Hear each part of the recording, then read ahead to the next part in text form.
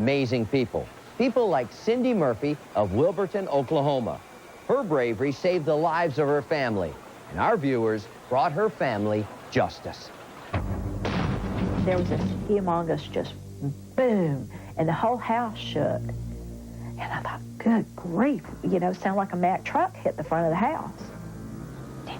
Last August, Dan and Cindy Murphy from Wilburton went through a night of hell. Someone's in the house. Honey, better get your gun. Agents say it was a rude awakening at the hands of two drugged-up bullies, Trevor Mitchell and James Strickland.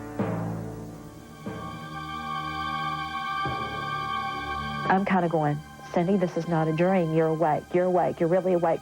It took me an instant.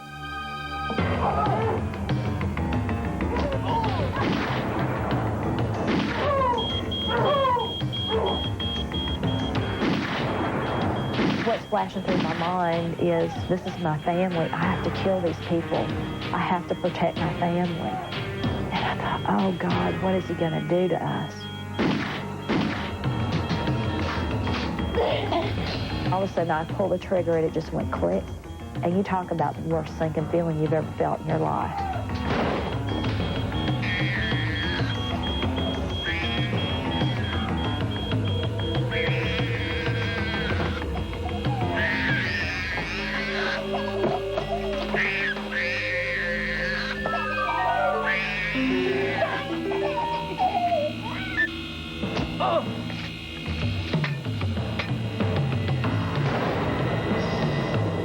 I shoved her up under the bed as best I could and hit her as best I could. I remember thinking, Dan's right outside the door. I've got to go help him. I've got to go help him. There was another shot. And I heard Dan hit the wall, and I heard him just moan, and it was just this death moan. I knew it was really bad. Fortunately for Dan, police say there was birdshot inside the 20-gauge shotgun. This weaker ammunition is what saved Dan's life. And I remember I took the screen out of the front window, and I stuck my head out the window just enough I could see, and I mean, just, you know, the whole time fully expecting to be just blown away. Cindy made a break for help.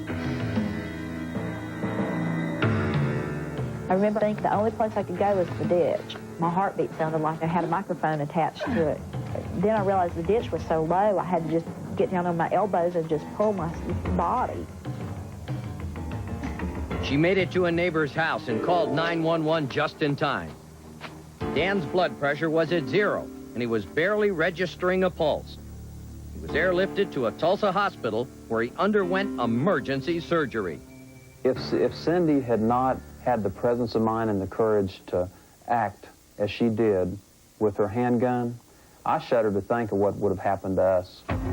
One of Cindy's gunshots hit Mitchell in the mouth, knocking out a handful of teeth and piercing his tongue. Strickland was quickly arrested and has since been found guilty and sentenced to 15 years. Part of Strickland's plea agreement with officials was to drop a dime on Mitchell. But first, agents needed to find him.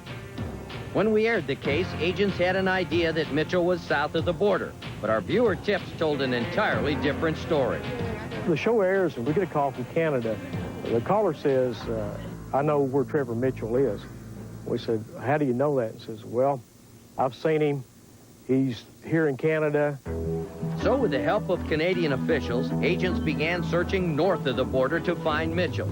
They discovered that he was working odd construction jobs around Winnipeg, Manitoba. But by the time the show had aired, officials learned Mitchell had moved on with a band of freelance roofers traveling the nation looking for work.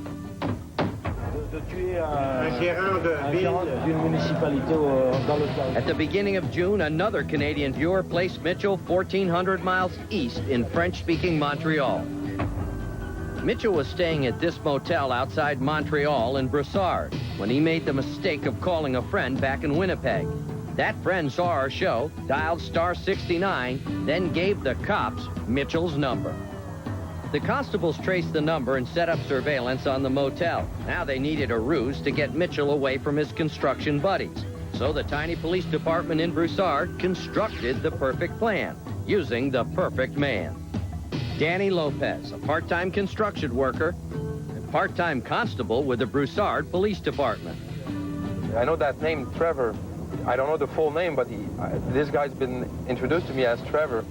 Constable Lopez knew exactly how to end Mitchell's fugitive days. With other cops surveilling the scene, Danny drove to the motel where Mitchell was staying, told him he had a roofing job for him. Mitchell didn't know that once he got into Danny's car and out on the road, he would be caught in a trap. So basically, my mind is racing, and I have to keep talking to Trevor, and I have to make sure that everybody's safe. I get right under the bridge. I see that police car comes right in front of me, just like planned. I see the guy in the mirror in the back. They're getting out. At the same time, I just run out of the door, looking over my shoulder, and I see my partners just like going right at him. Don't move. Now, fat. Step out of the car. Don't move. Stay very still on the ground. Don't move. Put your head down. He's stunned. His eyes literally popped out. It's like he never thought that could have happened at that moment. Mitchell was taken down without incident. Within days of being thrown in jail, Mitchell's father, Luther Mitchell, drove from Oklahoma to Montreal to defend his son. And Trevor, he says that he is completely innocent of what they've got charged him. And he says he can prove that. Well, I mean, the obvious question people are going to ask, if he didn't do it, why did he go on the run? He said that he was running from an individual or individuals.